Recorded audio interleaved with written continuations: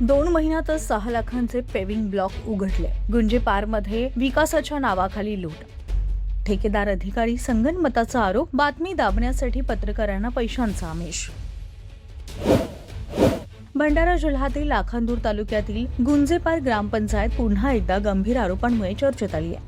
अनुसूचित जाती आणि नवबौद्ध वस्ती विकास योजनेअंतर्गत बौद्ध विहार परिसरात सुमारे 5.99 लाख खर्चून बसवण्यात आलेले पेविंग ब्लॉक अवघ्या 2 महिन्यातच उघडल्याचा आरोप समोर आला.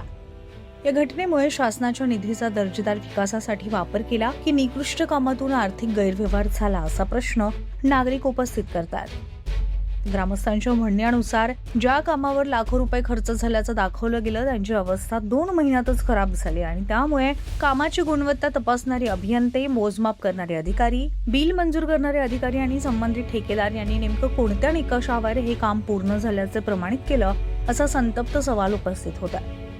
या प्रकरणातील आणखी एक गंभीर आरोप म्हणजे संबंधित ठेकेदार सुरेंद्र भरणे यांनी हे प्रकरण प्रसिद्ध होऊ नये म्हणून पत्रकारांना पैशांचा आमिष दाखवून बातमी दाबण्याचा कथित प्रयत्न केला. असा दावा करण्यात आलाय की हा आरोप सिद्ध झाल्यास तो केवळ भ्रष्टाचारापुरता मर्यादित न राहता प्रसार माध्यमांच्या स्वातंत्र्यावर प्रभाव टाकण्याचा गंभीर प्रकार ठरू शकतो.